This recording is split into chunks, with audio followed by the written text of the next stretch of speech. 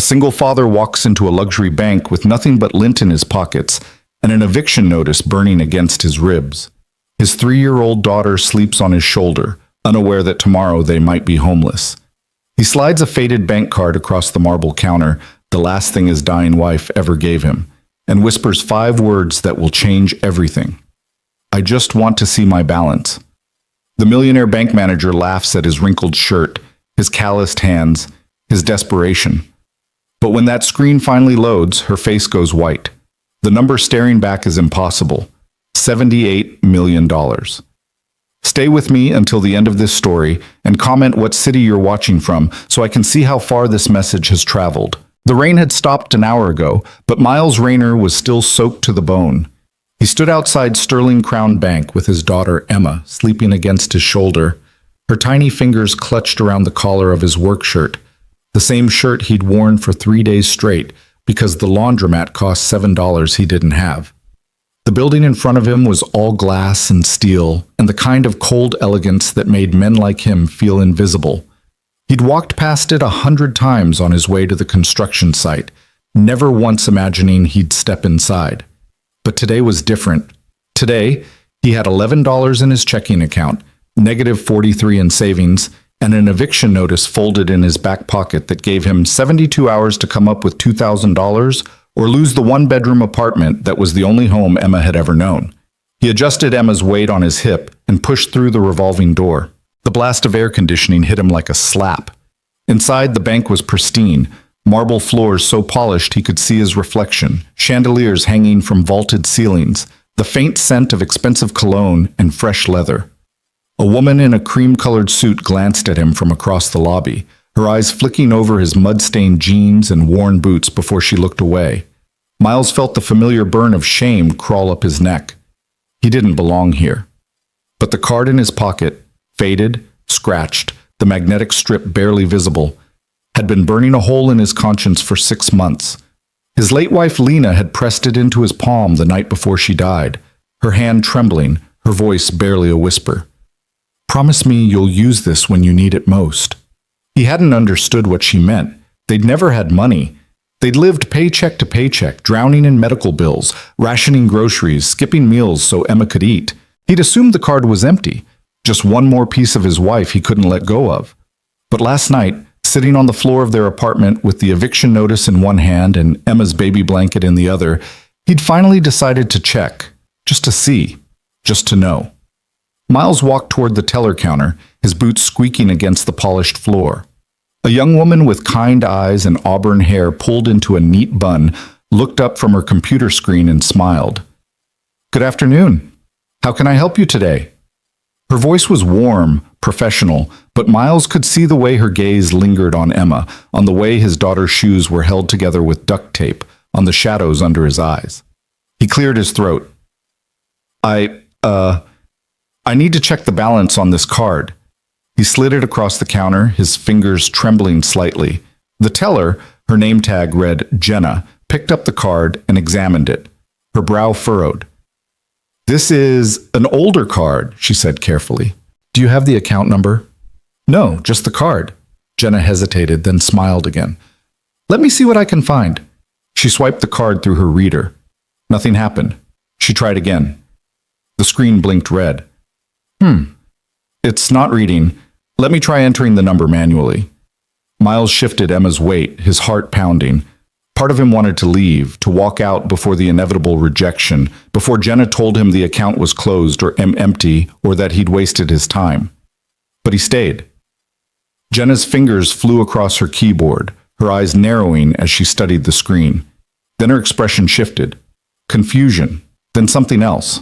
Concern, maybe. Or surprise. Mr. Rayner, Miles Rayner. Mr. Rayner, this account is flagged. Miles felt his stomach drop. Flagged? What does that mean? It means I need to get a manager. Jenna's voice was still kind, but there was an edge of uncertainty now. Can you wait here for just a moment? Before he could respond, she stood and disappeared through a door behind the counter. Miles stood there, frozen, his pulse hammering in his ears. Emma stirred against his shoulder, her small hand curling against his neck. Daddy? She mumbled, her voice thick with sleep. It's okay, baby. We're just at the bank.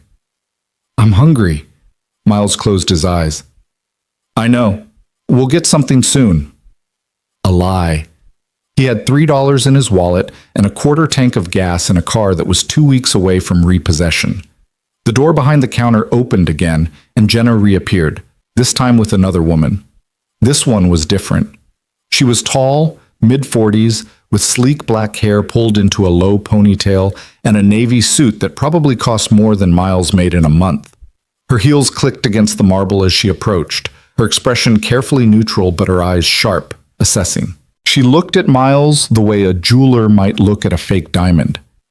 Mr. Rayner? Yes, ma'am. I'm Natalie Voss, Senior Account Manager. She extended a hand and Miles shook it, acutely aware of how rough his palm must feel against hers.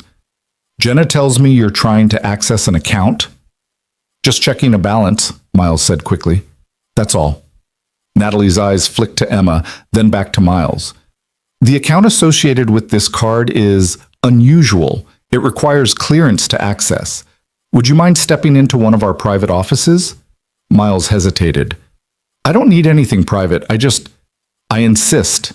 Natalie's tone left no room for argument. She gestured toward a hallway to the right, and Miles, feeling like he'd just been summoned to the principal's office, followed. The hallway was quieter, lined with frosted glass doors. Natalie led him to the third one on the left and opened it, revealing a spacious office with leather chairs, a mahogany desk, and a view of the city skyline. Miles felt even more out of place. Please, sit. Natalie gestured to one of the chairs. Miles lowered himself into it carefully, adjusting Emma so she could curl against his chest. The little girl was awake now, her wide blue eyes, so much like her mother's, taking in the strange surroundings. Natalie sat across from him, her posture perfect, her hands folded on the desk. She inserted the card into a reader embedded in her computer and began typing. For a long moment, the only sound was the soft click of keys. Then Natalie's fingers stopped. Her expression didn't change, but Miles saw the subtle shift, the way her eyes widened just slightly, the way her lips parted. Is there a problem? Miles asked. Natalie didn't answer. Instead, she picked up her desk phone and pressed a button. Harold, can you come to my office immediately? She hung up before waiting for a response.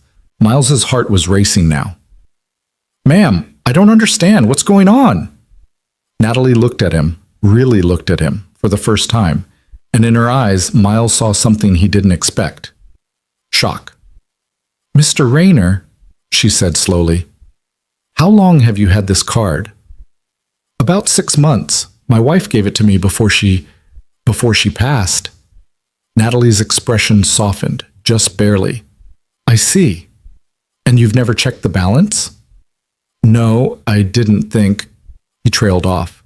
I didn't think there'd be anything on it. The door opened, and a man in his 60s with silver hair and wire-rimmed glasses stepped inside. He wore a three-piece suit and carried himself with the kind of authority that came from decades of power. Natalie? Harold, this is Miles Rayner. He's here to access account number.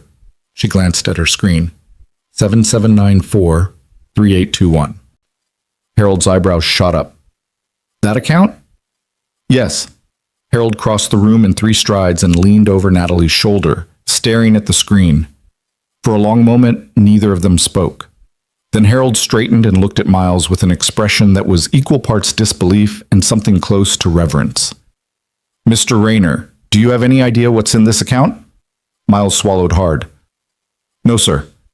Harold exchanged a glance with Natalie, then turned the computer monitor so Miles could see it. At first, Miles didn't understand what he was looking at. Just numbers. A balance. Then his brain caught up.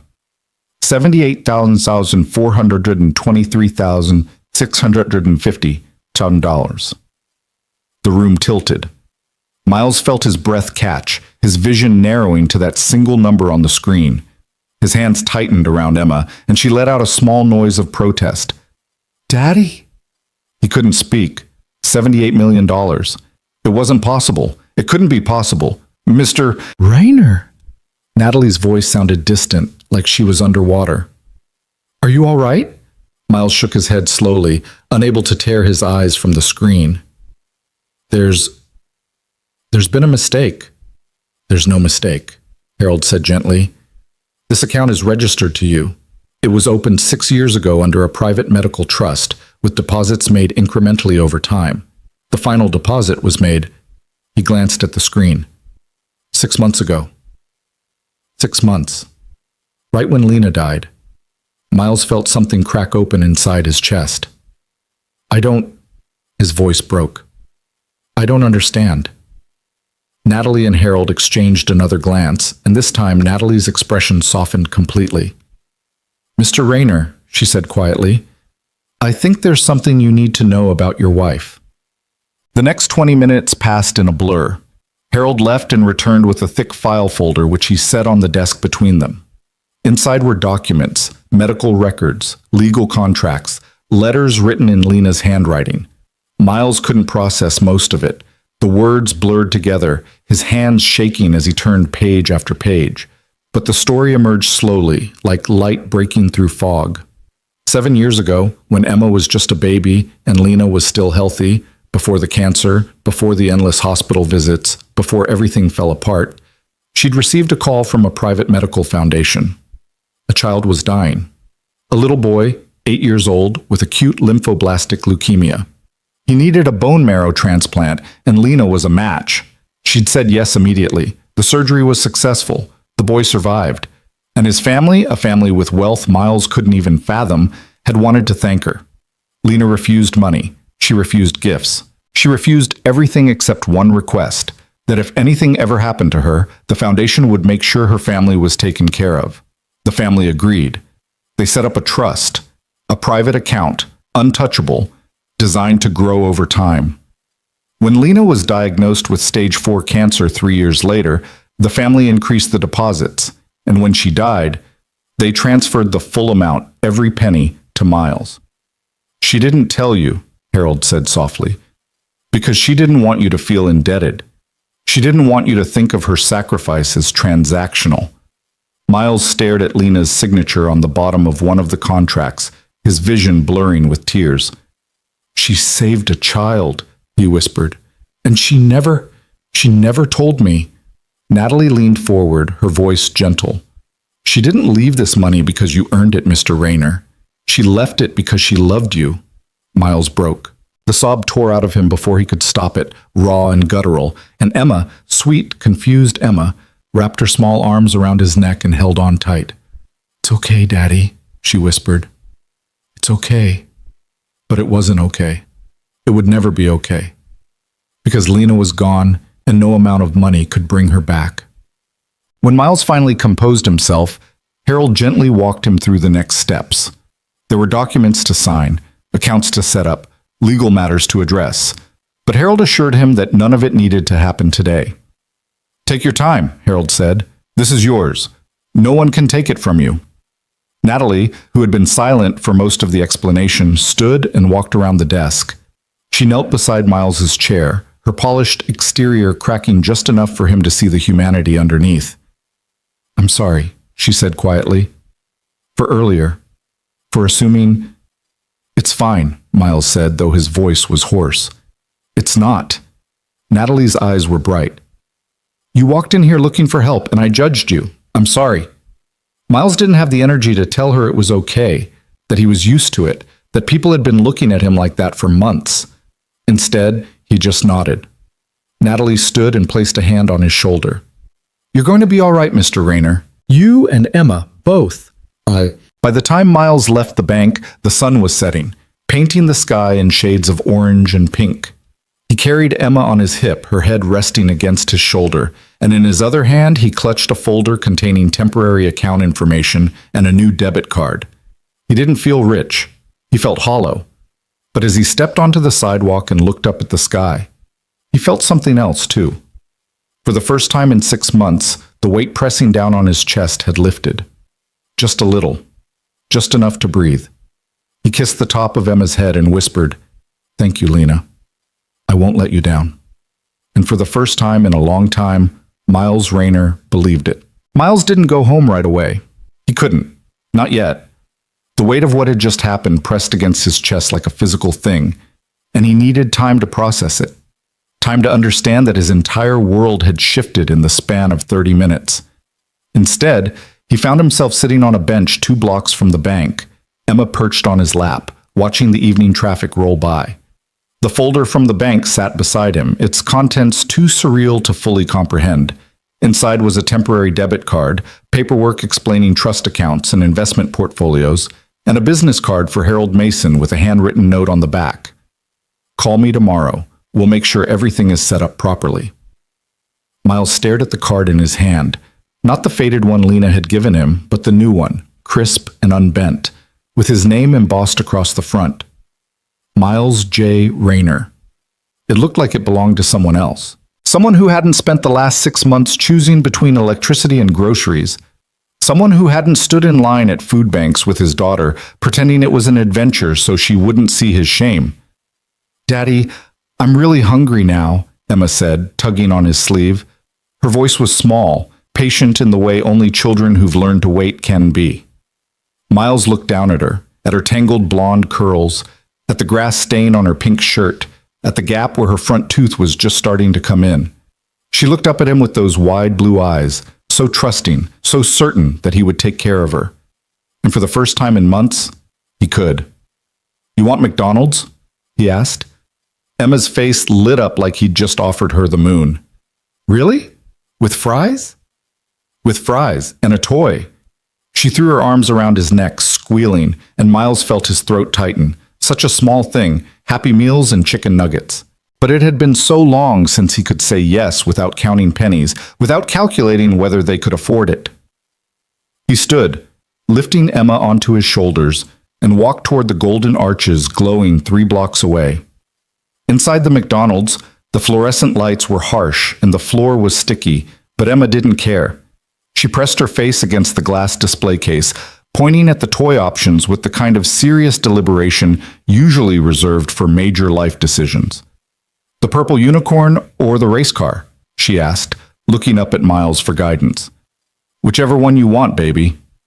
"Both?" Miles felt something crack open in his chest, something that had been sealed shut for so long he'd forgotten it was there. He smiled, really smiled, for the first time in what felt like years. "Yeah, both." When their number was called, Miles carried the tray to a booth by the window. Emma attacked her nuggets with the enthusiasm of someone who'd been waiting all day, which Miles realized with a pang of guilt she had. He'd given her half a banana and some crackers for lunch because it was all they'd had. Miles unwrapped his own burger but couldn't eat. He just watched Emma, watched the way she hummed to herself between bites, the way she lined up her fries in order of size before eating them. Normal kid things.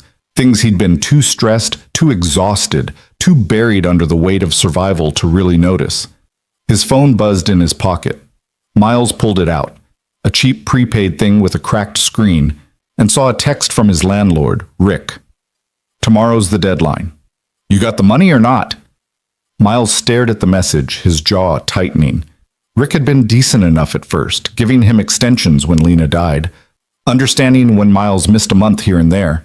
But patience had run out 3 months ago, and now the texts came daily, threatening, cold. Miles's fingers hovered over the keyboard. Part of him wanted to text back immediately, to tell Rick that yes, he had the money, that he could pay the full $2,000 plus the late fees and the money he owed for utilities and everything else. But something stopped him. Maybe it was the knowledge that this money, this impossible life-altering amount of money, wasn't really his, not in the way he understood ownership.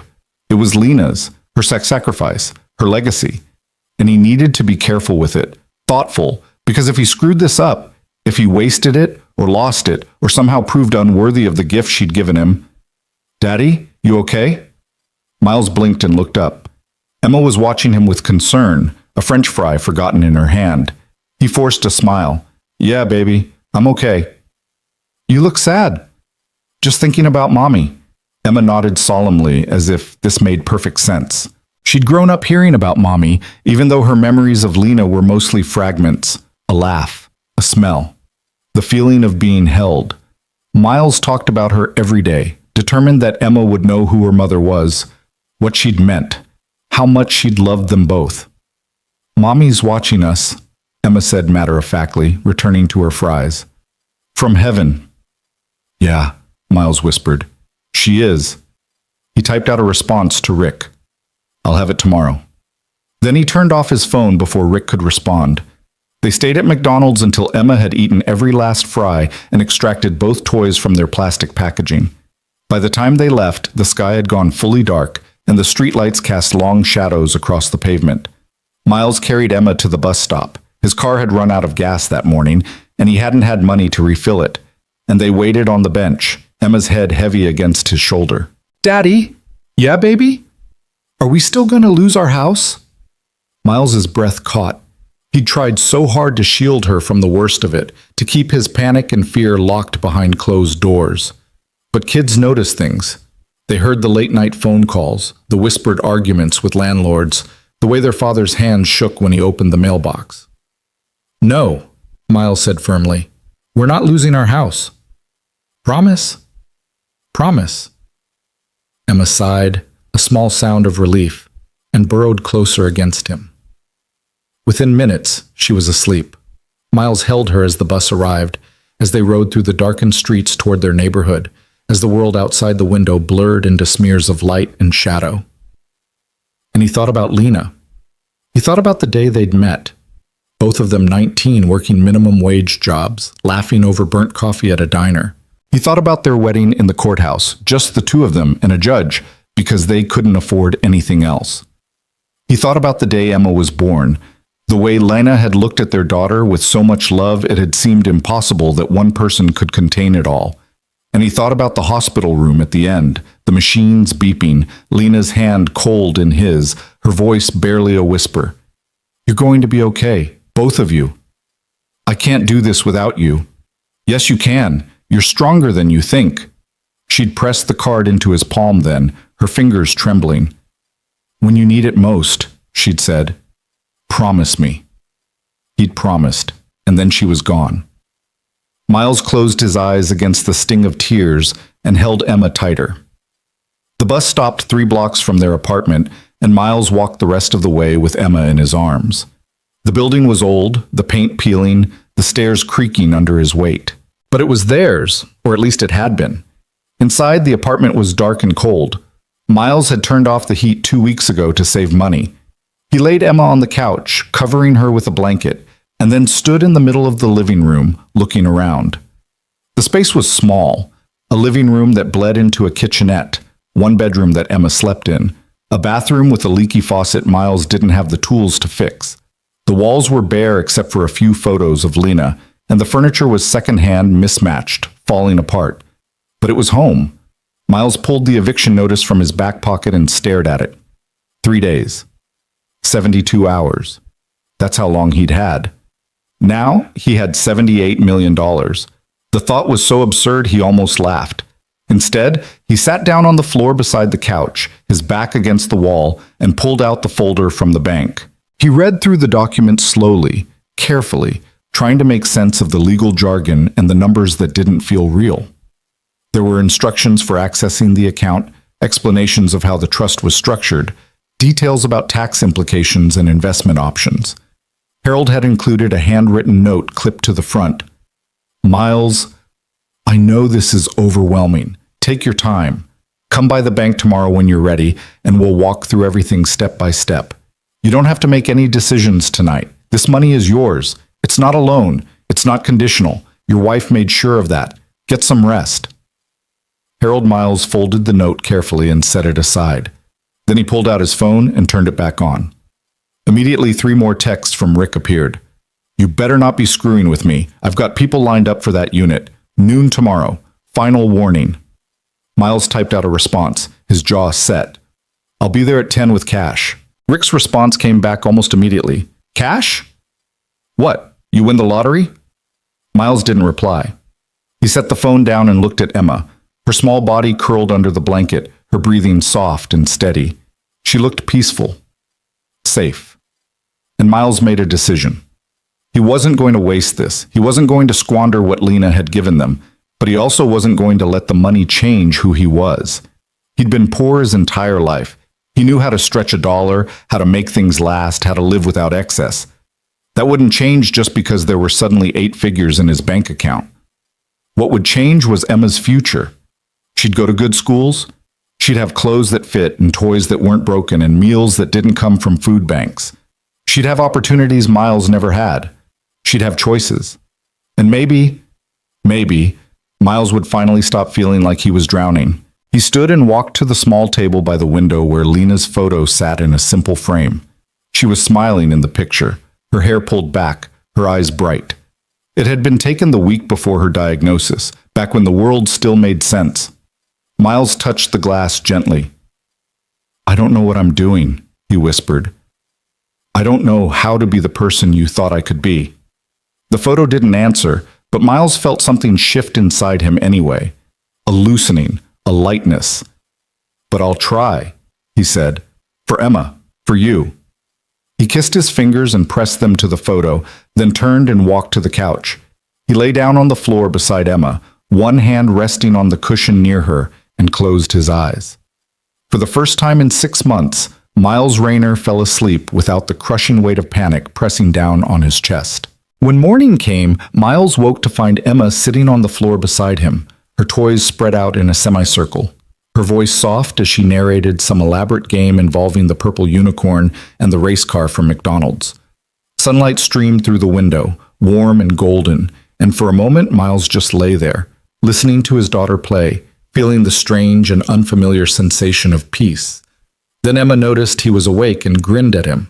"Morning, Daddy." "Morning, baby. Can we have pancakes?" Miles sat up, running a hand through his hair.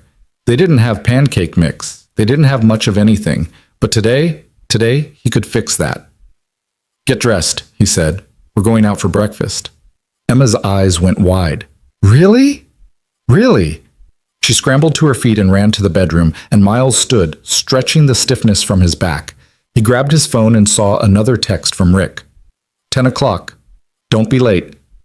Miles checked the time. It was 7:30. He had time. He found Emma in the bedroom, struggling to pull on a pair of leggings that were too small. Her shirts were stained, her socks mismatched, and Miles felt a fresh wave of guilt wash over him. How long had it been since he'd bought her new clothes? How long since she'd had something that actually fit? "Come here," he said gently, kneeling in front of her. He helped her into the leggings and pulled a shirt over her head, then tied her shoes, worn sneakers with the soles starting to separate. "We'll get you new clothes today," he said. Emma looked at him skeptically. "You said that last time." "I know, but this time I mean it." She studied his face as if trying to determine whether he was telling the truth, then nodded. "Okay." They left the apartment hand in hand, walking down the creaking stairs and out into the bright morning. Miles didn't take the bus this time. Instead, he walked to the gas station 2 blocks away, filled up a gas can with $20 from his wallet, money he'd been saving for the electric bill, and carried it back to where his car was parked. The car was a 15-year-old Honda Civic with a dented bumper and a broken passenger side mirror. The check engine light had been on for 6 months, and the air conditioning didn't work. But it ran, and that was enough. Miles poured the gas into the tank, tossed the can in the trunk, and buckled Emma into the back seat. "Where are we going?" she asked as he pulled out of the parking lot. "Breakfast first, then we've got some errands to run." "What kind of errands?" Miles glanced at her in the rearview mirror and smiled. "Good ones." They ended up at a small diner on the edge of town, the kind of place with vinyl booths and laminated menus and a waitress who called everyone "hon." Miles ordered pancakes for Emma and coffee for himself, even though his stomach was too twisted with nerves to eat. Emma devoured her pancakes, getting syrup all over her face and hands, and Miles watched her with a mixture of love and heartbreak. This was what normal was supposed to look like. A kid eating breakfast without worry, without hunger, without the shadow of eviction hanging over her head. He'd forgotten what normal felt like. When the check came, Miles paid with cash, leaving a generous tip, and they left the diner just after 9. "Now what?" Emma asked as they got back in the car. "Now we go see Rick." "Who's Rick?" "The landlord." Emma's face fell. "Are we in trouble?" "No, baby, we're not in trouble." Miles drove to the property management office downtown, a squat building with bars on the windows and a flickering neon sign that read Rayner Properties in faded red letters. Rick's office was on the second floor, accessed by a narrow staircase that smelled like cigarettes and mildew. Rick was sitting behind a desk covered in paperwork when Miles walked in, Emma's hand clutched in his. Rick was a heavy-set man in his 50s with thinning hair and a perpetual scowl. He looked up when they entered, his expression souring. "You're early." "Figured I'd get it over with," Miles said evenly. Rick leaned back in his chair, eyeing Miles with suspicion. "You got the money?" "All of it." Rick's eyebrows shot up. "Cash?" Miles reached into his pocket and pulled out a thick envelope. Inside was $2,000 in crisp bills, withdrawn from an ATM that morning using the new debit card.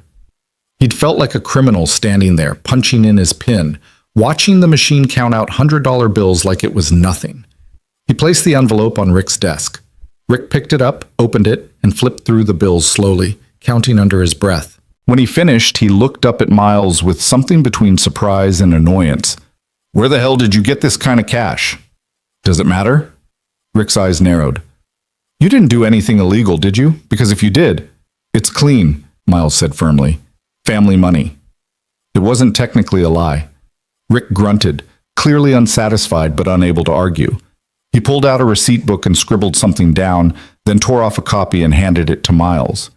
"Rent's paid through the end of the month. You're caught up on utilities, too. But you're still on thin ice, Rayner. One more late payment and..." "There won't be any more late payments," Miles interrupted. Rick stared at him as if trying to determine whether he was bluffing. Then he shrugged. "We'll see." Miles took the receipt, folded it carefully, and turned to leave. But as he reached the door, he paused and looked back. "Actually, Rick, I've been thinking, what would it take to buy the building?" Rick blinked. "What?" "The apartment building. What would it take to buy it?" Rick let out a short, sharp laugh. "You're kidding, right?" "I'm not." Rick's laughter died. He leaned forward, his expression shifting from amusement to something closer to curiosity. "That building's worth $300,000 easy. You got that kind of money lying around?" Miles didn't answer, but the look on his face must have said enough because Rick's eyes widened. "You're serious?" "I am." Rick sat back, rubbing his jaw. "I'd have to talk to the owner. It's not my call. But if you're serious, hell, I'll make some calls." Miles nodded. "Let me know." He left the office with Emma, his heart pounding. He hadn't planned to say that. It had just come out. A sudden impulse driven by the memory of every condescending look, every threatening text, every moment of powerlessness he'd felt over the past 6 months. But now that he'd said it, the idea took root. Why not buy the building? Why not own the place that had almost taken everything from him? Emma tugged on his hand as they descended the stairs. "Daddy, what did you mean? Are we buying a building?" Miles looked down at her and smiled. "Maybe.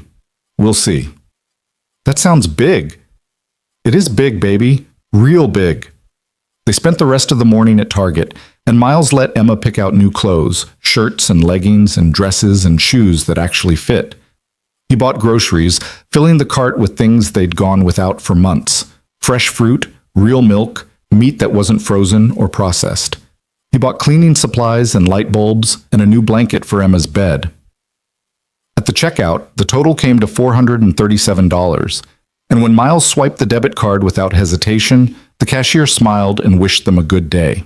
Emma fell asleep in the back seat on the drive home, surrounded by shopping bags, her new purple unicorn clutched in her arms. Miles carried her upstairs, bags dangling from both arms, and laid her on the couch. Then he unpacked everything, filling the refrigerator and cabinets, folding the new clothes and putting them in Emma's dresser. When he was finished, he stood in the middle of the apartment and looked around.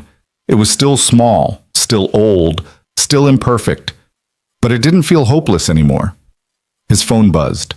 A text from Harold Mason. "Hope you got some rest. Come by the bank this afternoon if you can. There's more we need to discuss." Miles stared at the message, then typed back, "I'll be there at 2." He looked at Emma, still sleeping peacefully on the couch, and felt something settle inside him. This was real. This was happening, and somehow, impossibly, they were going to be okay. Miles arranged for their neighbor Mrs. Chen to watch Emma that afternoon. The elderly woman had helped him out a few times before, never asking for payment even though Miles knew she could use it. This time, he pressed $200 into her weathered hand before she could protest. "Mr. Miles, this is too much," she said, trying to push the money back. "It's not enough," Miles replied quietly, "for everything you've done. Please."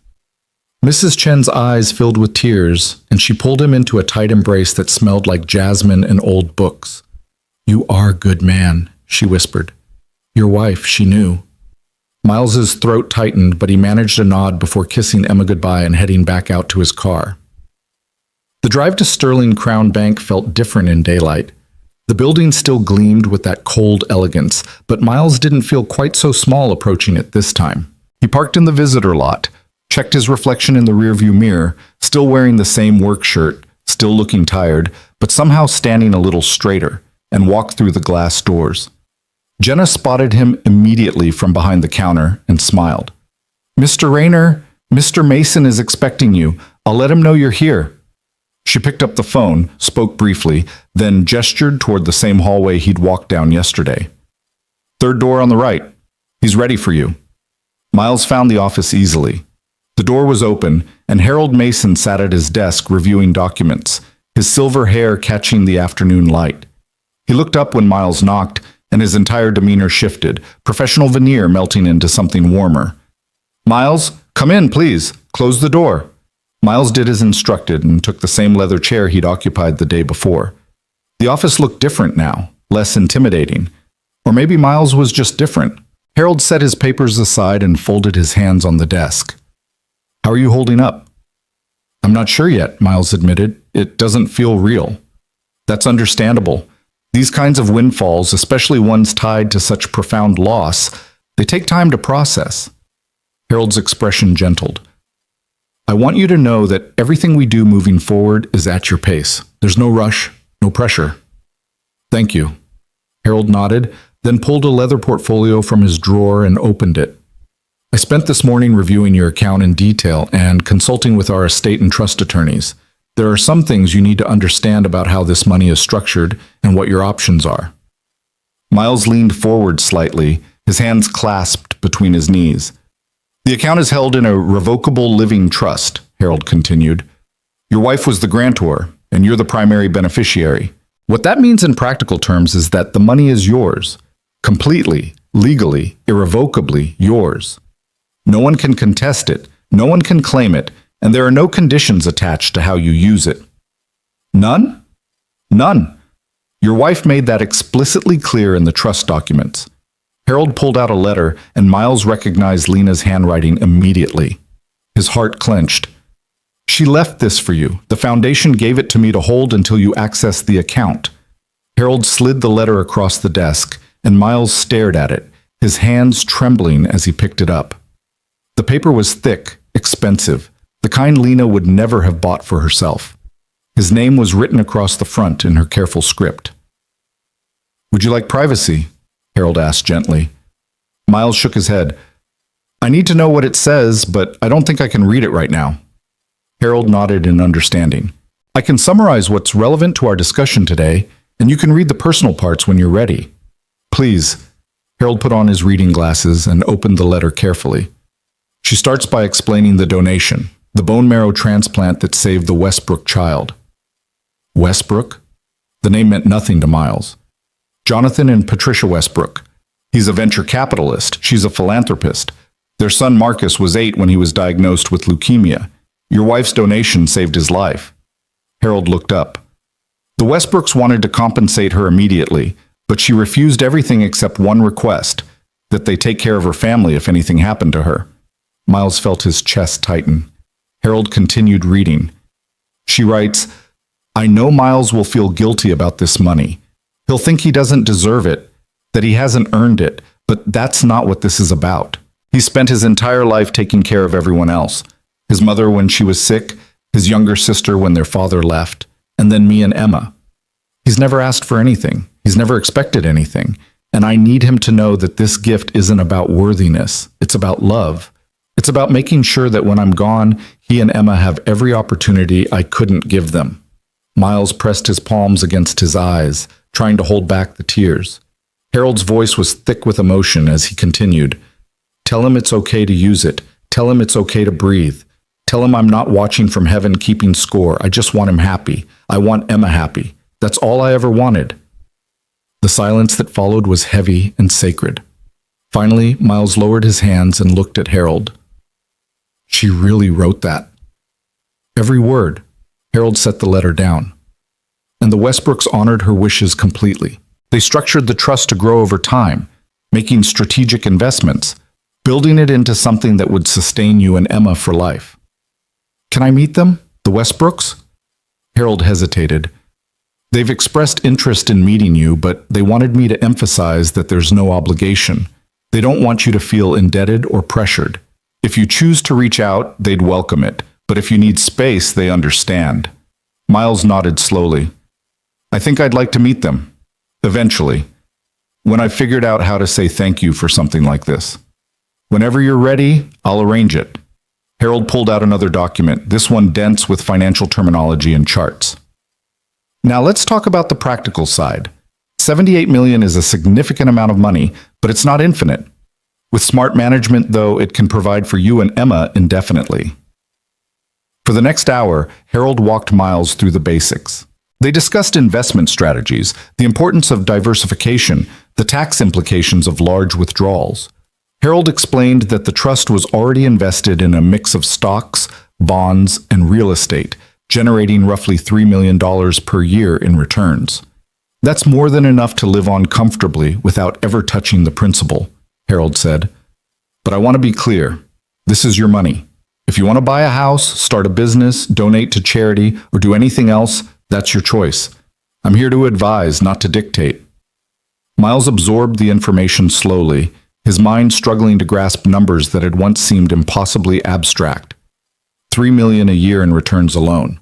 He'd never made more than $35,000 in his best year. I want to set up something for Emma, Miles said. A college fund. Something she can't touch until she's 18. That's just for her education. Smart thinking. We can establish a 529 plan that will grow tax-free until she needs it. And I want to keep most of the rest invested. I don't need much to live on. Harold smiled. That's admirable, but don't shortchange yourself, Miles. You've been surviving. Now you get to live.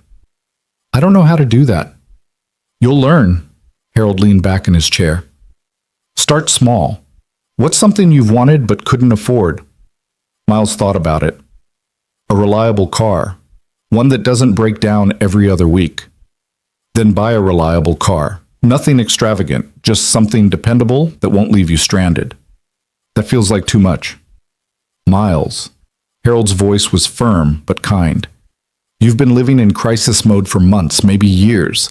Your brain has been wired to see every expense as a potential catastrophe. But that's not your reality anymore. A safe, reliable vehicle isn't extravagant. It's practical. It's taking care of yourself so you can take care of Emma.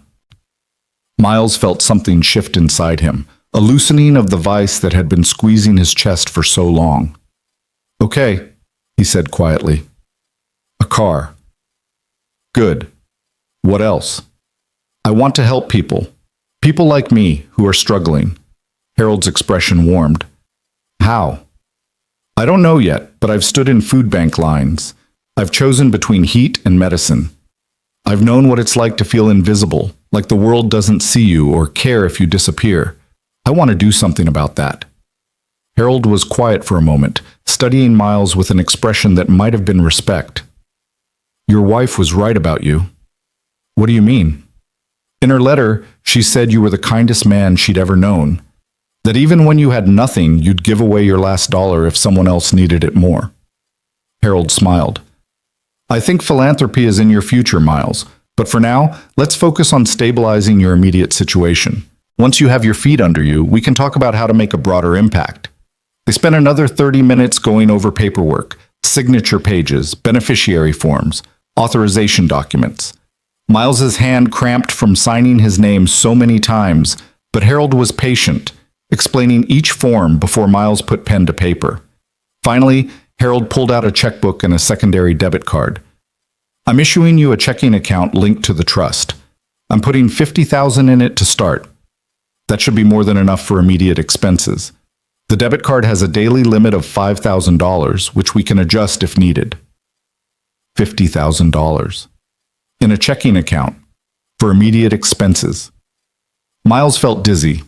If you need more, just call me, Harold continued, but I'd advise against making any major purchases or decisions for at least a month. Give yourself time to adjust, to think, to process. This money isn't going anywhere. Thank you, Miles managed. For everything. It's my job, but it's also my pleasure. Harold stood and extended his hand. You're going to be okay, Miles.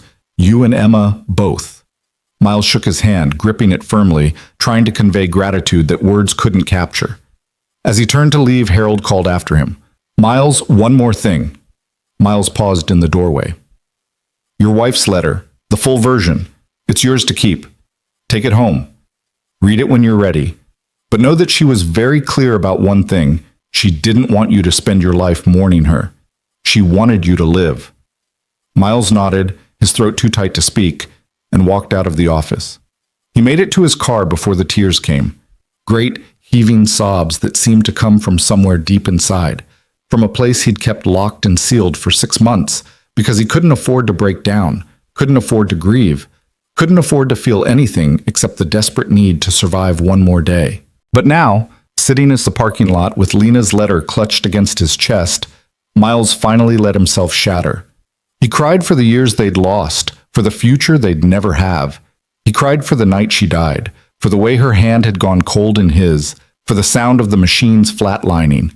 He cried for Emma, who'd never really know her mother, who'd grow up with stories and photographs, but not memories.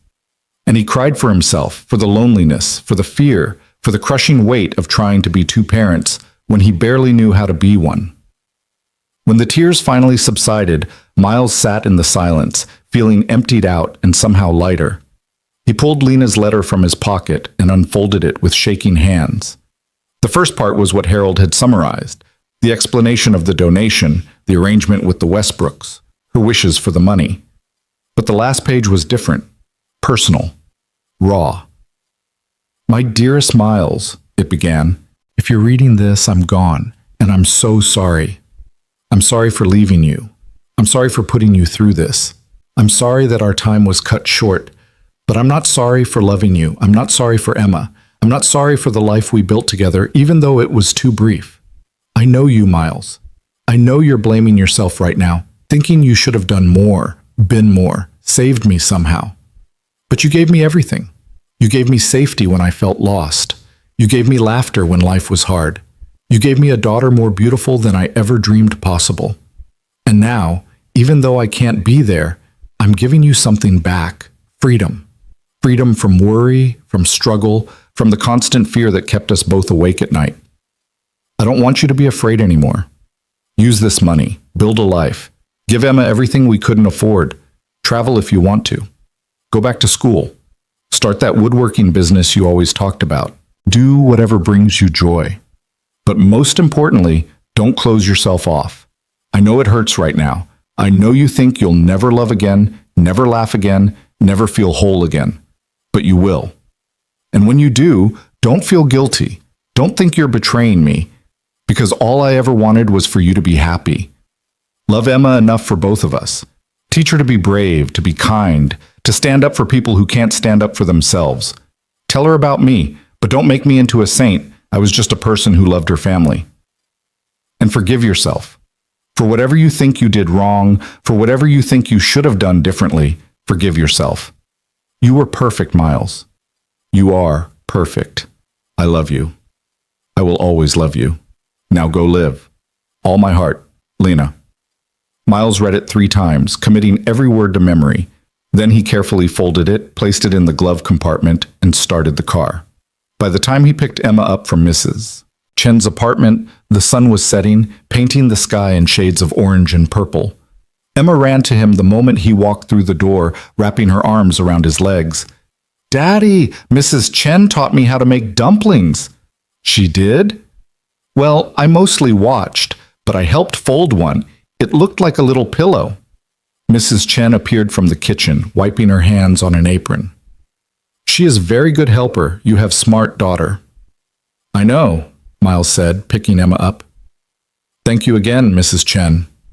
Any time, Mr. Miles, any time. On the drive home, Emma chattered about her afternoon, the dumplings, the stories Mrs. Chen told about growing up in China, the cat that lived in the apartment next door. Miles listened, really listened, not distracted by worry or fear or the constant mental calculation of bills and balances. Daddy? Yeah, baby? You seem different today. Miles glanced at her in the rearview mirror. Different how? Happy different. Like you're not scared anymore. Out of the mouths of babes, Miles thought. She'd noticed. Of course she'd noticed. Kids always did. I'm not scared anymore, he said honestly. Or at least, not as scared. Why not? How could he explain it in a way she'd understand? How could he tell her that her mother had saved them from beyond the grave, that they were going to be okay, that the future wasn't the dark and terrifying thing it had been yesterday? Because Mommy left us a gift, he said finally. A really big gift. And it means we don't have to worry about losing our home or not having enough food anymore. Emma was quiet for a moment, processing. Is it magic? Miles smiled. Kind of, yeah. I knew Mommy was magic. When they got home, Miles made dinner, real dinner, not ramen or canned soup, but chicken and vegetables and rice. Emma helped, standing on a chair at the counter, stirring the pot with exaggerated seriousness. After dinner, they played on the living room floor, building block towers and crashing them down, laughing at the chaos. Miles couldn't remember the last time he'd played with Emma like this, without exhaustion dragging at him, without the constant anxiety that he should be doing something more productive. At bedtime, Emma brushed her teeth and climbed into bed, her new purple unicorn clutched against her chest. Miles sat on the edge of the mattress and pulled the covers up to her chin. Story? She asked hopefully. Always. But instead of reading from one of their worn picture books, Miles started talking. He told Emma about the day he met her mother, about the burnt coffee, and the way Lena had laughed at his terrible jokes. He told her about their wedding, about dancing in the courthouse parking lot because they couldn't afford a reception.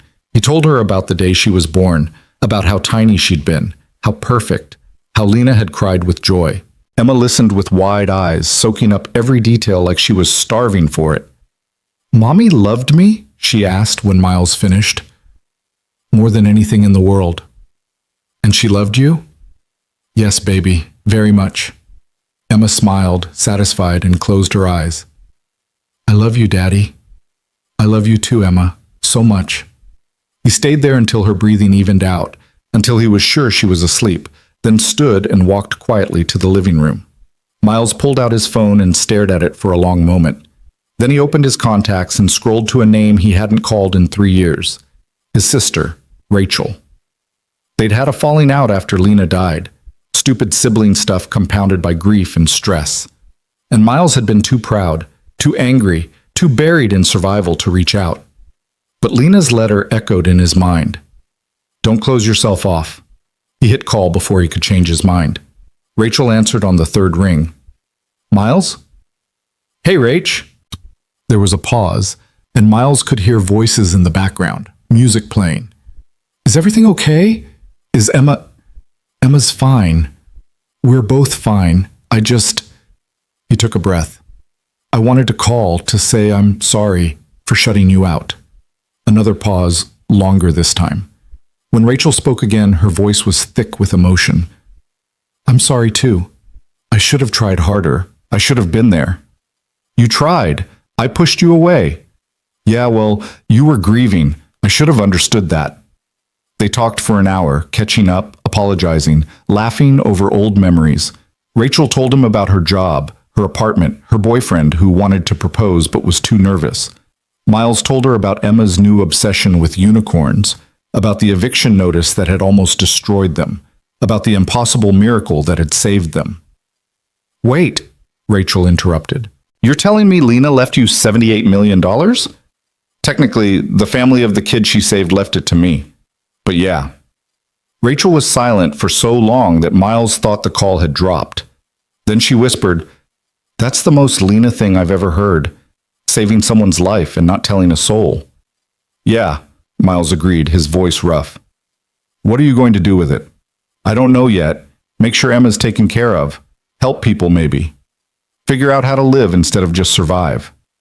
That sounds like a good plan. You should come visit. Meet Emma properly. She barely remembers you. I'd like that, Rachel said. I'd really like that. When they finally hung up, Miles felt another piece of himself click back into place. The isolation he'd wrapped around himself like armor was starting to crack, and for the first time in months, he didn't feel alone. He walked to the window and looked out at the city lights stretching into the distance. Somewhere out there, the Westbrooks were living their lives, their son healthy and whole because of Lena. Somewhere out there, other families were struggling the way Miles had struggled, choosing between impossible options, drowning in systems that didn't care. Miles thought about what Harold had said, about philanthropy being in his future. Maybe it was. Maybe he could take this impossible gift and turn it into something that mattered, something that would make Lena proud. But tonight, he was just a father who'd survived another day, a father who could finally breathe. He picked up Lena's photo from the table and held it close. I'm going to be okay, he whispered. We're going to be okay. I promise. And for the first time since she died, Miles actually believed it. The next morning brought a clarity Miles hadn't felt in years. He woke before Emma, made coffee in their tiny kitchen, and sat at the table with a notebook he'd found in a drawer. The pages were blank, waiting, and for once Miles didn't feel paralyzed by the emptiness.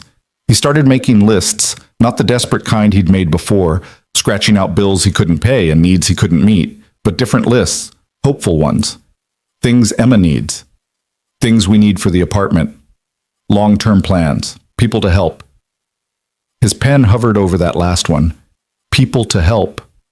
The phrase felt enormous, weighted with possibility. He thought about Mrs. Chen, who'd helped him without asking for anything in return. He thought about the other families in their building, the ones he'd seen loading their belongings into cars in the middle of the night, evicted like he'd almost been.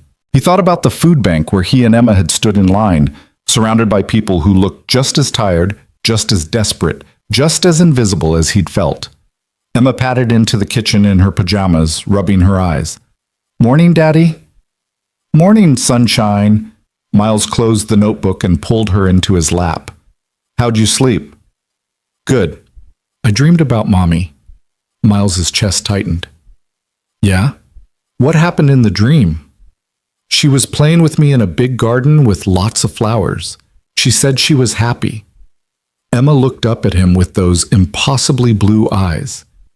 Do you think she's really happy? In heaven? Miles kissed the top of her head, breathing in the scent of her strawberry shampoo. I think if heaven exists, she's there, and I think she's watching you grow up and feeling so proud. Even when I spilled juice on the carpet, Miles laughed, really laughed, and it felt like sunlight breaking through clouds. Even then, they spent the morning slowly, without the frantic rush that had defined their lives for months. Miles made pancakes from scratch, and Emma helped crack the eggs, getting shell fragments in the bowl that Miles fished out with a spoon. They ate at the table instead of standing over the sink.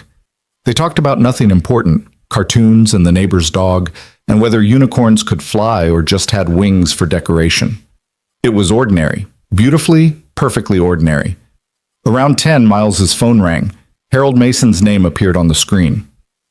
Harold, good morning. Miles, I hope I'm not calling too early. I have some news that couldn't wait.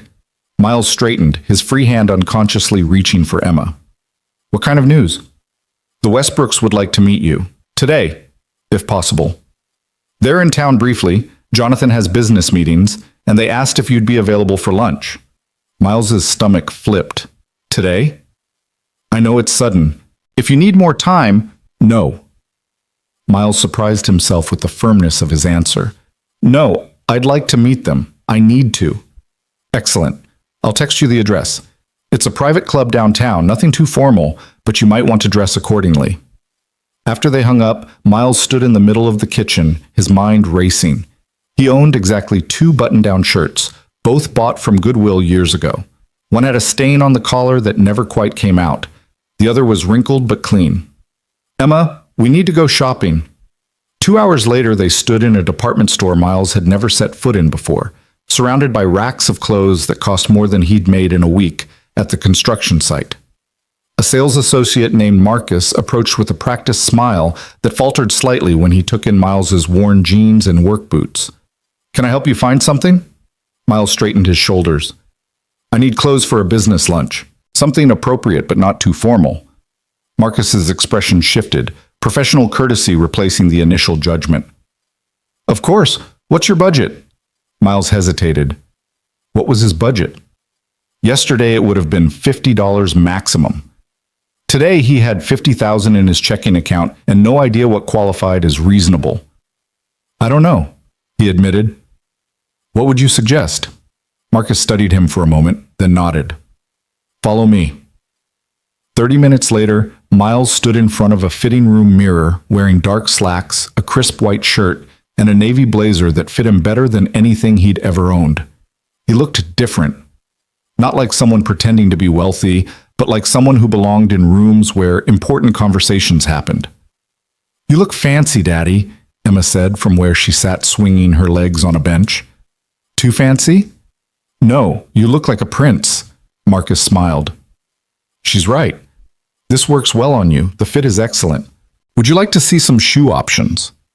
By the time they left the store, Miles had spent $800 on clothes. Slacks, shirts, a second blazer, dress shoes, and even a tie he wasn't sure he'd ever wear. The old Miles would have been horrified. The new Miles was still adjusting to the idea that he could spend money without his world collapsing. They stopped for an early lunch at a sandwich shop, and Miles checked his phone. Harold had sent the address. The Sterling Club. One of those places Miles had walked past 100 times without ever imagining he'd go inside. His hands shook slightly as he typed out a response confirming he'd be there at 1.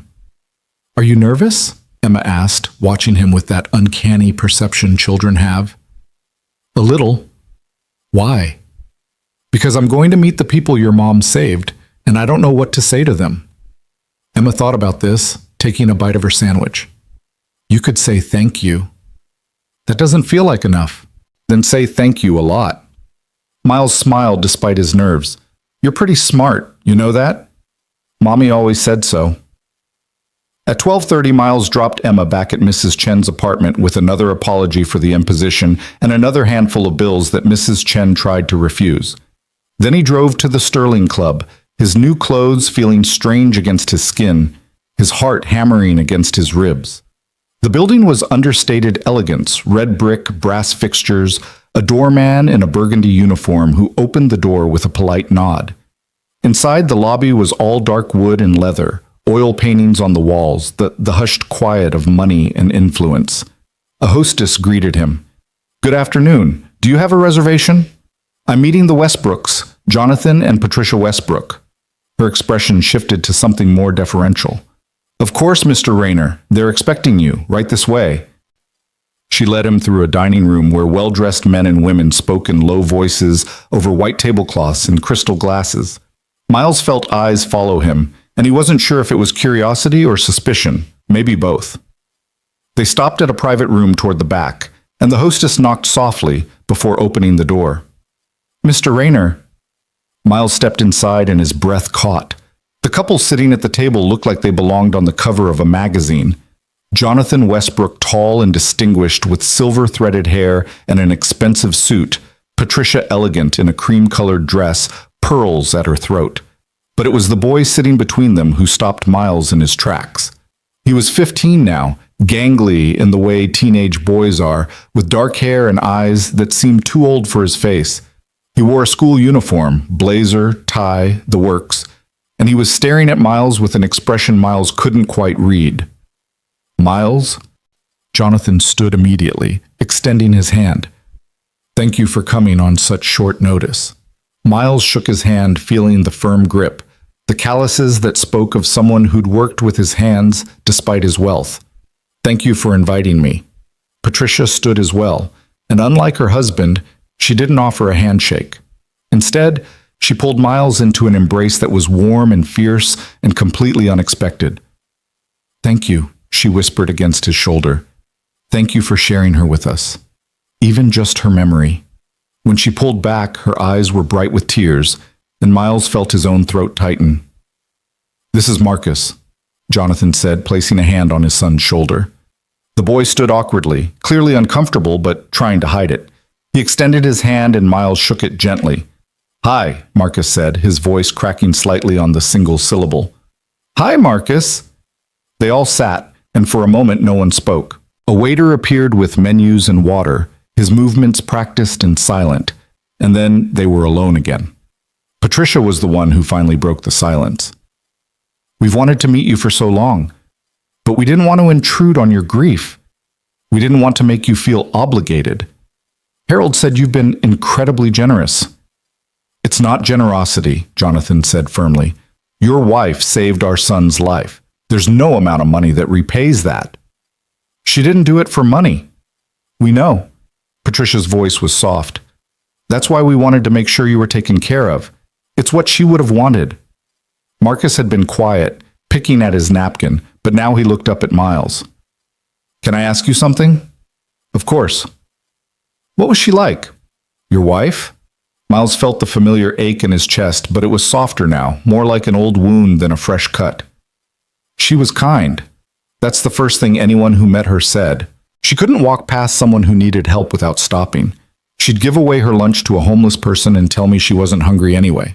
Marcus listened intently, leaning forward slightly. "She was funny, too, terrible at telling jokes, like truly awful, but she'd laugh at herself so hard that you couldn't help laughing with her. And she was stubborn. When she decided something was right, there was no talking her out of it."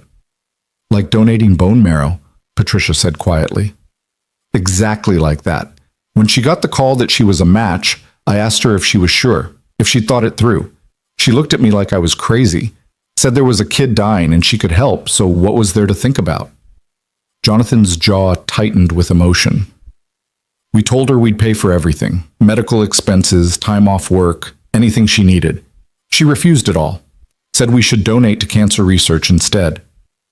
"That sounds like her." Marcus spoke again, his voice quieter now. "I was 8 when I got sick. I don't remember a lot of it. They had me on so many drugs. But I remember being scared all the time. Scared I was going to die. Scared my parents were going to have to watch me die." Patricia reached over and squeezed her son's hand. "The day they told me they'd found a donor, I remember thinking it was a miracle. Like someone I'd never met decided my life was worth saving." Marcus's eyes met Miles's. "I think about that all the time, about how I get to be here, going to school and playing soccer and arguing with my parents about stupid stuff because she said yes when she didn't have to." Miles's vision blurred. "She would be so happy to know you're okay." "Did she ever talk about me? About the donation?" Miles shook his head. "Not once. I didn't even know about it until yesterday." Marcus looked stunned. "She never told you?" "She kept a lot of things to herself, things she probably should have shared. But that was Lena. She didn't do it for recognition or gratitude. She just did it because it was right." They ordered food, though Miles barely tasted what was placed in front of him. The conversation flowed more easily now, the initial awkwardness giving way to something warmer. Patricia asked about Emma, and Miles found himself pulling out his phone to show pictures. Emma at the park. Emma covered in paint from an art project. Emma asleep with her new unicorn. "She looks like her mother," Patricia said, studying the photos with a soft smile. "Everyone says that. Same eyes, same smile. Sometimes it's hard to look at her because I see Lena so clearly. But you're doing it alone. I don't have much choice." Jonathan leaned forward, his expression serious. "Miles, I want you to understand something. The money we put in that trust, it's not charity. It's not us trying to ease our guilt or buy absolution. It's us trying to honor a woman who gave us back our son when we'd almost lost hope. I understand that, and I'm grateful. More grateful than I can express." "But," Miles hesitated, "but I don't know what to do with it. I've spent my whole life scraping by. I know how to survive on nothing. I don't know how to live with everything."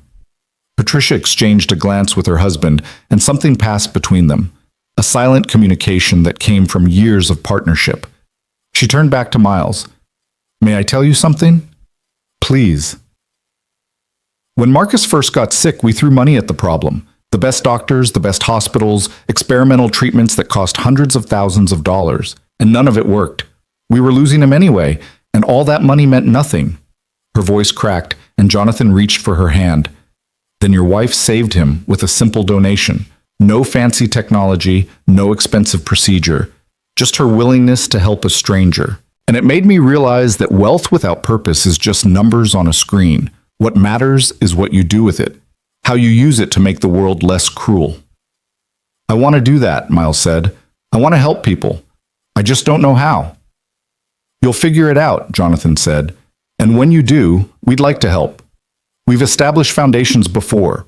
Medical research, scholarship programs, things like that. If you want to do something similar, we can guide you through the process. Why would you do that? Because your wife gave us a gift we can never repay. Helping you honor her memory is the closest we can come. Marcus, who'd been quiet for several minutes, spoke up again. Mr. Rayner, can I show you something? Of course. The boy pulled out his phone and opened the Photos app. He scrolled through dozens of pictures, soccer games, school events, family vacations, and stopped on one that made Miles's chest tighten. It was Marcus in a hospital bed, thin and pale, tubes running from his arms, but smiling at the camera. Someone had written on his arm in marker, "Day of transplant." Thank you, donor. I keep this on my phone, Marcus said quietly, to remind myself that someone I never met cared enough to save me. And I promised myself that when I grew up, I'd spend my life doing the same thing, helping people I don't know, just because it's right. Miles couldn't speak. He just nodded, blinking back tears. Patricia reached across the table and took his hand. Lena's gift didn't just save Marcus. It shaped who he's becoming. That's her legacy, Miles. And now it's yours and Emma's too. They talked for another hour, the conversation drifting from heavy topics to lighter ones. Marcus told stories about his school, about the soccer team he captained, about the college applications he was starting to think about. Jonathan shared business advice without being condescending, treating Miles like an equal rather than a project.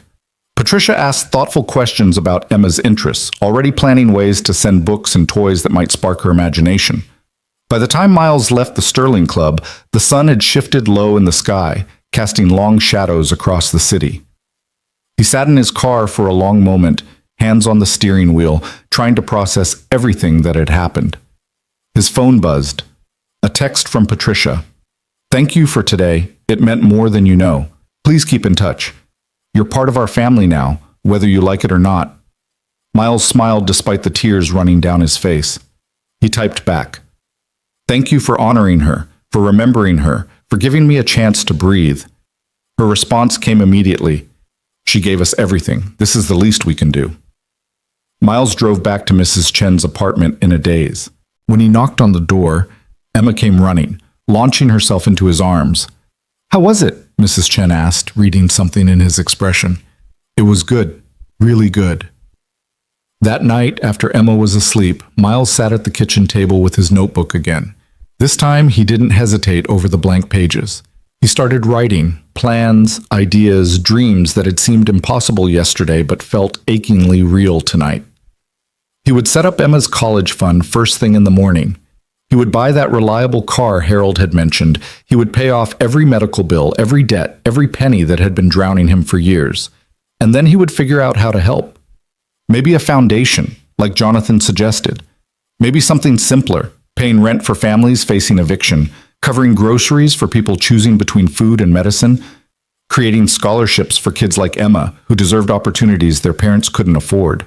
He didn't have all the answers yet, but for the first time, he had the resources to find them. Miles looked at Lena's photo on the table, her smile frozen in time, her eyes holding all the love and hope and stubborn determination that had defined her. I'm going to make you proud, he whispered. I'm going to take this gift and turn it into something that matters, something that would make you smile. The photo didn't answer, but Miles felt something settle inside him anyway, a sense of purpose, a direction. He'd spent 6 months drowning. He'd spent yesterday learning to breathe. Now it was time to learn how to swim. Miles closed the notebook and stood, exhaustion finally catching up with him. But it was a different kind of tired than before. Not the bone-deep weariness of defeat, but the satisfied fatigue of a day well spent. He checked on Emma one last time, adjusting her blanket and kissing her forehead. She stirred slightly, murmuring something about unicorns in her sleep, and Miles's heart swelled with a fierce, protective love. "We're gonna be okay, baby," he whispered. "Better than okay." In the living room, he picked up his phone and opened his messages. He scrolled through the contacts until he found Rachel's name and typed, "What are you doing next weekend?" "Emma and I want to come visit." Her response came within seconds. "Really?" "Oh my God, yes! I'll take Friday off work. We can go to the zoo, the children's museum, whatever Emma wants." Miles smiled. She'd love that. So would I. "Miles? Yeah? I'm really glad you called yesterday. I missed you." "I missed you too, Rach." He set the phone down and walked to the window, looking out at the city lights. Somewhere out there, the Westbrooks were probably tucking Marcus into bed, grateful for another day with their son. Somewhere out there, families were struggling the way Miles had struggled, wondering how they'd make it through tomorrow. Miles pressed his palm against the cool glass and made a silent promise, to Lena, to Emma, to himself. He wouldn't waste this gift. He wouldn't squander the second chance she'd given him. He'd build something good from the ashes of his grief, something that would ripple outward and touch lives he'd never know. The way Lena's single act of kindness had saved not just Marcus but Miles himself. The road ahead was still uncertain. There would be challenges, decisions, moments of doubt. But for the first time in longer than he could remember, Miles wasn't afraid of what came next. He was ready. The following morning, Miles woke to sunlight streaming through the apartment windows and the sound of Emma singing to herself in the bedroom. For a moment he lay still, letting the warmth of the light wash over him, marveling at how different everything felt. The weight that had pressed against his chest for 6 months, the constant dread, the suffocating anxiety, had lifted, replaced by something he'd almost forgotten existed: hope. He found Emma in her room, already dressed in one of her new outfits, attempting to braid her own hair with more enthusiasm than skill. "Need help, sunshine?" She turned to him with a lopsided smile, half her hair sticking up at odd angles. "I wanted to look pretty for our big day." "Our big day?" "You said we're doing important things today, so I wanted to look important." Miles knelt beside her, gently untangling the mess she'd made and working her hair into 2 neat braids. "You always look important to me. But yes, we have some things to take care of." Their first stop was the bank. Harold had scheduled an early appointment, and when they arrived, Jenna greeted them with the same warm smile as before. But this time there was recognition in her eyes, not judgment, but genuine pleasure at seeing them. "Mr. Rayner, Emma, Mr. Mason is ready for you." Harold's office felt familiar now, less intimidating. He stood when they entered and immediately crouched down to Emma's level. "You must be Emma. Your dad has told me so much about you." Emma, typically shy around strangers, studied him seriously. "Are you the one helping my daddy?" "I'm trying to. Is that okay with you?" She nodded solemnly. "Daddy needs help sometimes. He tries to do everything by himself." Harold's eyes met Miles's over Emma's head, and something passed between them, understanding, perhaps, or respect. "Well, I'm here to make sure he doesn't have to do everything alone anymore." They spent the next hour going through paperwork. Harold had prepared documents for Emma's college fund, a 529 plan that would grow over the years, ensuring she'd have every educational opportunity without the crushing weight of student debt. Miles signed the papers with shaking hands, thinking about how Lena had worked 2 jobs to pay for the single semester of community college she'd managed before they'd gotten pregnant with Emma. "This account is structured so Emma can't access it until she's ready for college," Harold explained. "But you can add to it whenever you want. We've seeded it with $2 million to start. $2 million for education." Miles had to sit with that number for a moment, letting it sink in. Emma, who was coloring at Harold's desk, had no idea that her entire future had just been secured with the stroke of a pen. "Now, let's talk about your immediate needs," Harold continued, pulling out another folder. "You mentioned wanting a reliable vehicle." "Nothing fancy, just something that won't break down when Emma's in the car." I took the liberty of researching some options. Harold slid several printouts across the desk. "These are all certified pre-owned vehicles with excellent safety ratings and reliability scores. prices range from 20 to 35,000. Miles studied the options: Hondas, Toyotas, one Subaru that had particularly good reviews. They all looked impossibly nice compared to his current car, which was probably one bad day away from dying completely. The Honda Pilot, Miles said, pointing to one of the middle options. It has good cargo space, and the safety rating is perfect. Excellent choice. I can have my assistant set up appointments at dealerships this afternoon if you'd like. That would be great, thank you. Harold made a note, then looked up at Miles with an expression that had grown more serious. I also wanted to discuss something else. You mentioned wanting to help people. Have you given any more thought to how you'd like to do that? Miles had thought about little else since leaving the Sterling Club yesterday. He'd lain awake last night, Lena's words echoing in his mind, Marcus's gratitude burning in his chest, his own memories of standing in food bank lines replaying like a film he couldn't turn off.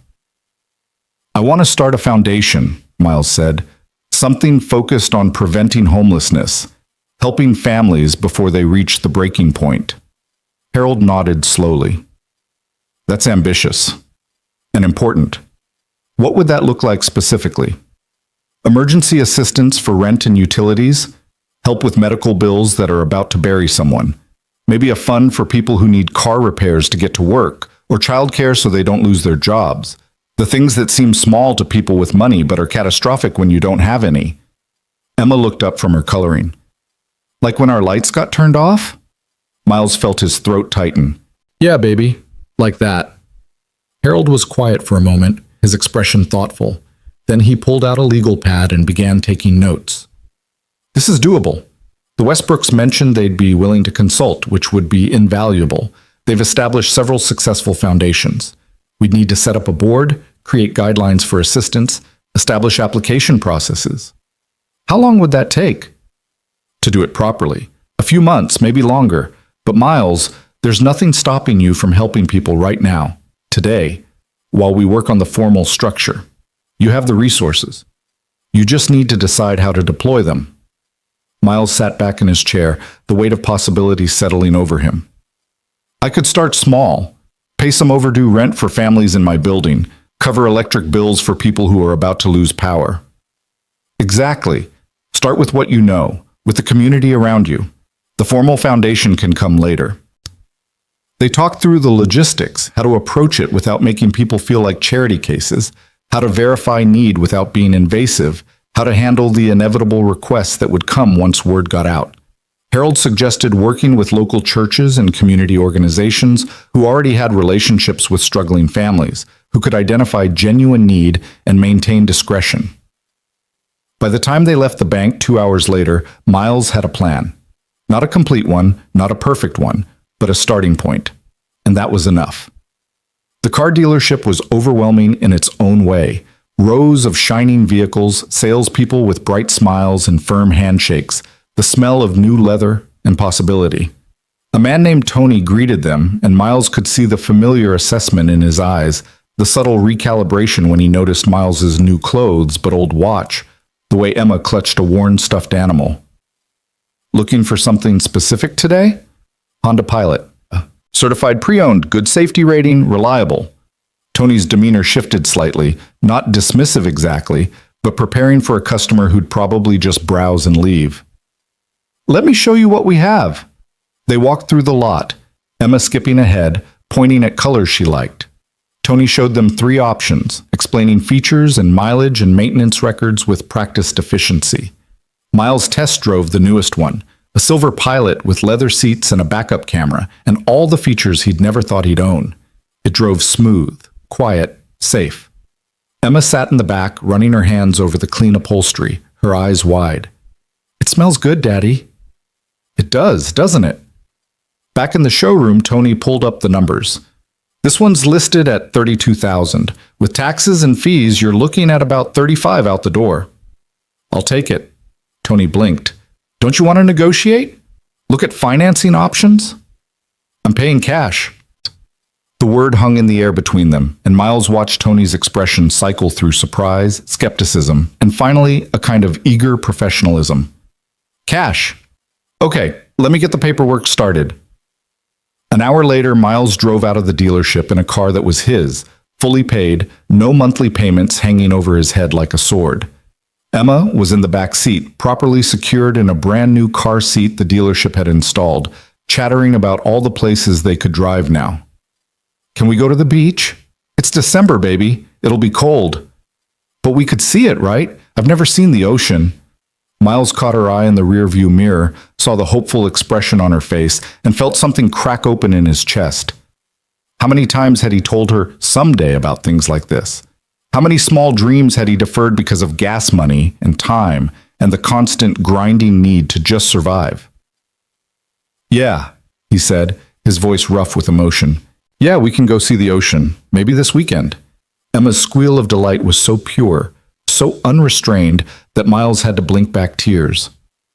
They stopped at the grocery store on the way home, and Miles let Emma pick out whatever she wanted.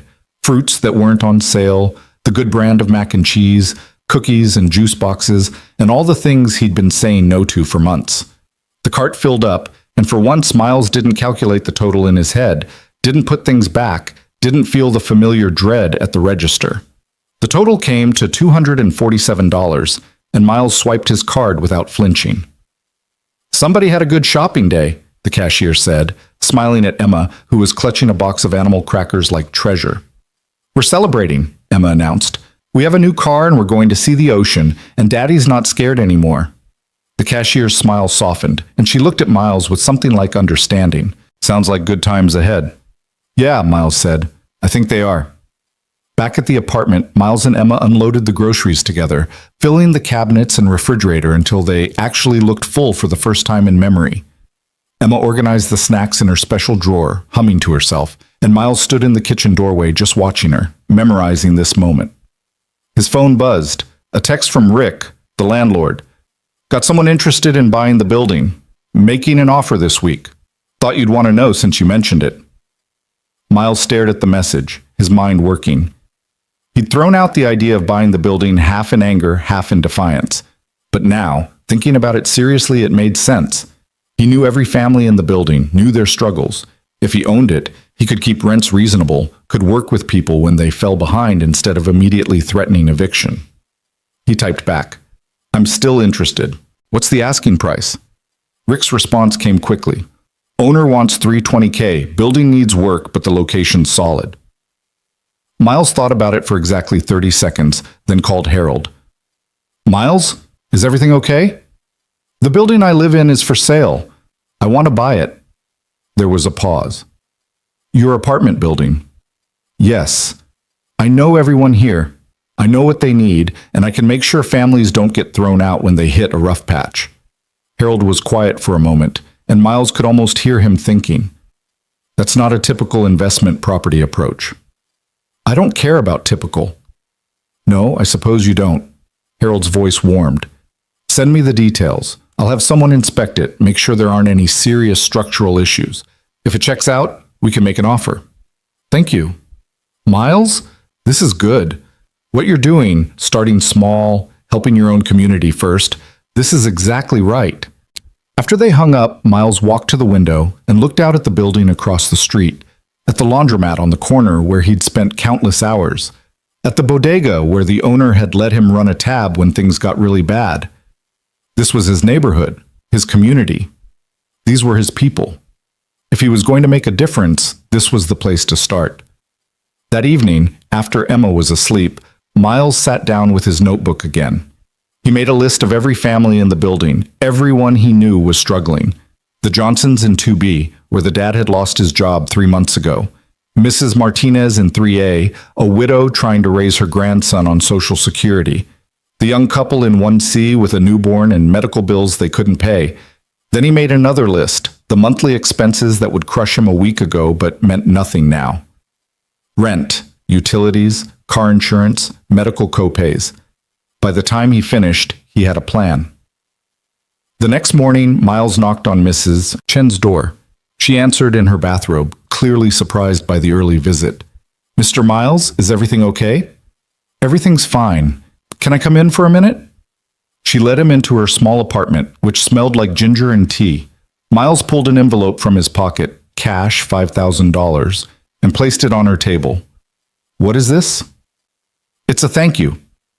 For all the times you've helped me with Emma, for the food you've shared, for being kind when I had nothing to give back.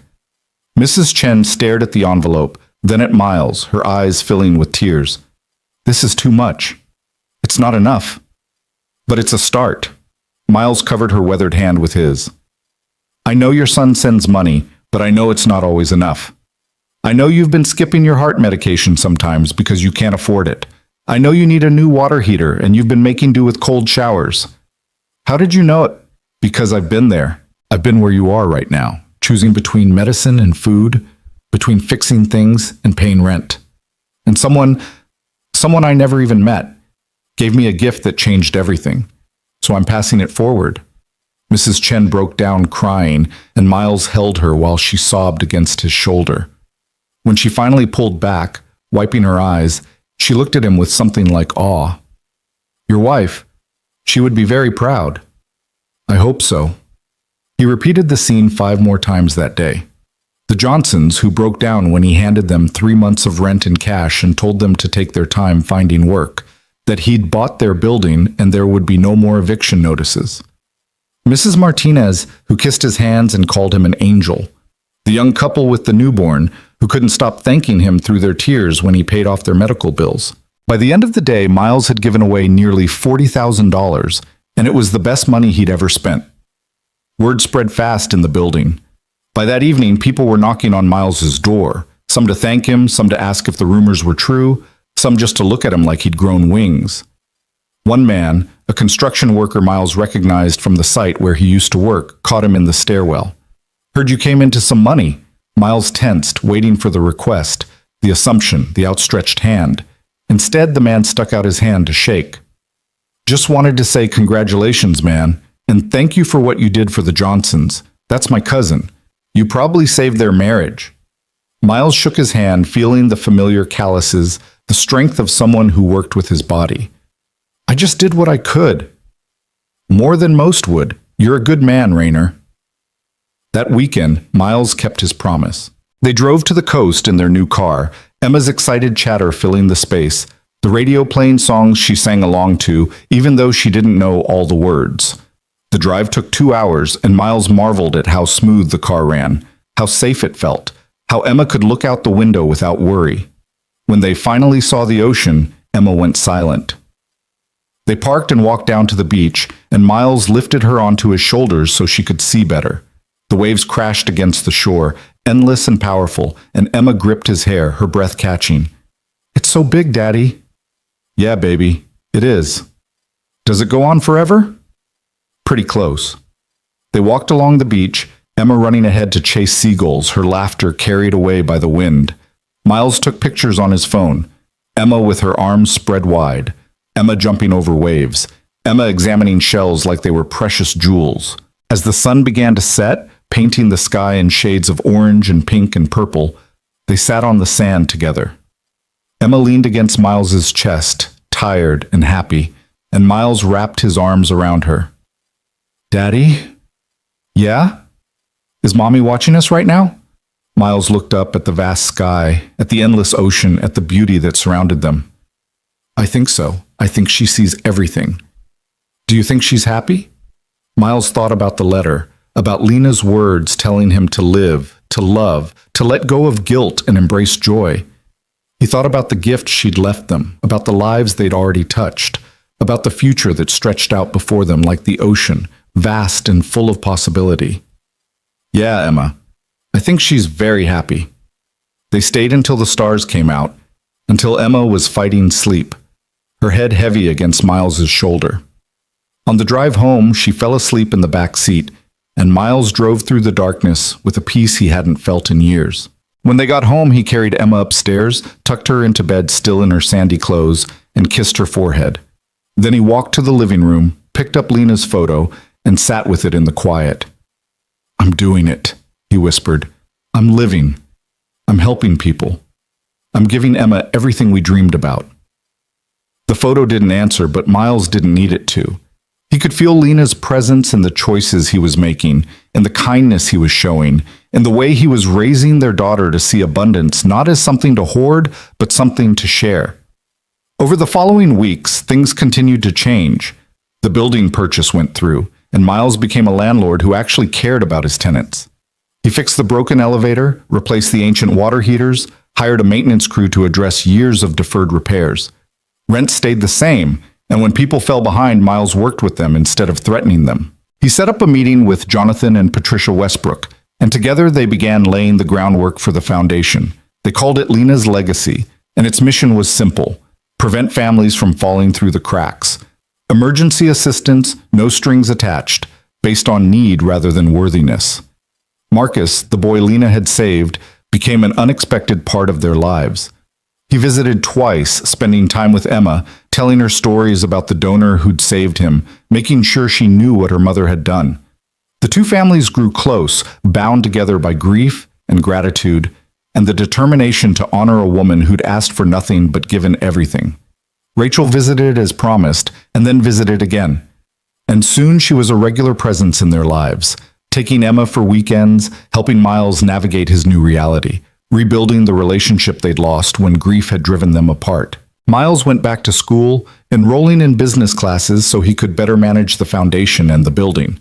It was hard, studying after Emma went to bed, balancing everything. But it was the good kind of hard, the kind that built something rather than just surviving. 3 months after that first day at the bank, Miles stood in front of a small crowd at a community center. They'd organized an event to announce the foundation, to explain how people could apply for assistance, to let the neighborhood know that help was available. Harold was there, and the Westbrooks, and half the residents from Miles's building. Emma sat in the front row next to Mrs. Chen, swinging her legs and beaming with pride. Miles approached the microphone, his hands shaking slightly, and looked out at the faces watching him. 6 months ago, I was standing in line at a food bank with my daughter, trying to figure out how we were going to eat that week. I was 2 days away from being evicted. I was broken, exhausted, and certain that we were going to end up on the streets. He paused, steadying himself. Then I found out about a gift my late wife had left us. A gift that came from the most Lena thing she ever did, saving a stranger's life without asking for anything in return. That gift changed everything. It gave us security. It gave us hope. It gave us the chance to breathe. Miles saw Emma watching him, her small face serious and attentive. But the thing about gifts like that is they're not meant to be hoarded. My wife didn't save someone's life so I could sit on a pile of money. She did it because she believed in helping people, in making the world a little less cruel, in choosing kindness, even when it cost her something. His voice grew stronger. So we're starting Lena's Legacy Foundation to honor that belief. We're going to help families before they reach the breaking point. We're going to pay the rent that keeps someone housed, cover the medical bills that would bankrupt them, fix the car that gets them to work. We're going to see people who feel invisible and tell them they matter. Applause started, tentative at first, then building. Miles waited for it to quiet. If you're struggling, if you're scared, if you're choosing between impossible options, reach out. We're here, and we're not going anywhere. After the event, people lined up to shake his hand, to thank him, to share their own stories of struggle and need. Miles listened to every single one, making mental notes, promising to help, meaning every word. When the crowd finally cleared, Marcus Westbrook approached with his parents. The teenager looked uncertain, shuffling his feet, but then he stepped forward and pulled Miles into a hug. "Thank you," Marcus whispered, "for keeping her memory alive." Miles hugged him back. This boy his wife had saved, this living testament to her kindness. "Thank you for being here, for being okay. She would have loved knowing you." That night, after Emma was asleep and the apartment was quiet, Miles sat at the kitchen table with Lena's letter spread in front of him. He'd read it so many times the paper was soft, the creases deep, but the words never lost their power. "Now go live." Miles picked up a pen and his notebook, and he started writing. Not plans this time, but a letter of his own. "Dear Lena," he wrote, "I don't know if you can read this, if heaven has mailboxes, or if thoughts somehow reach across the distance between us, but I need you to know. I'm doing it. I'm living. Emma's thriving. She's happy, healthy, loved. She talks about you every day, and I make sure she knows who you were, what you meant, how much you loved her. I bought the building, Can you believe that? The place that almost destroyed us is now ours, and I'm using it to help people the way we needed help. The foundation is real. Lena's legacy. We're going to help so many families, prevent so much suffering. Your gift isn't just sitting in an account somewhere. It's out in the world, doing good, multiplying the kindness you started. I'm not drowning anymore. I'm not just surviving. I'm actually living, just like you told me to. I miss you. God, I miss you every single day. But I'm not letting that grief bury me anymore. I'm letting it fuel me, drive me, remind me of what matters. Thank you for everything, for loving me, for Emma, for saving Marcus and setting all of this in motion, for believing I could be the man you saw in me. I promise I'll keep going. I'll keep helping people. I'll keep raising Emma to be kind and brave and to stand up for others.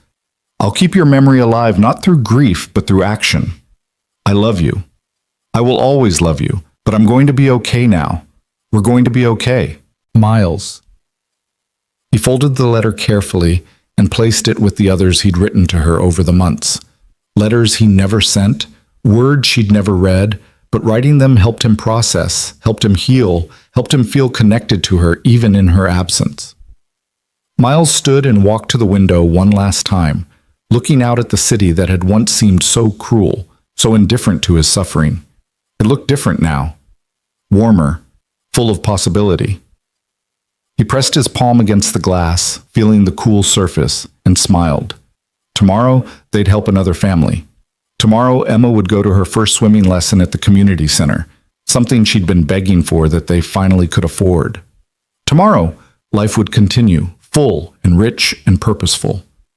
But tonight, Miles Rayner allowed himself to simply be grateful.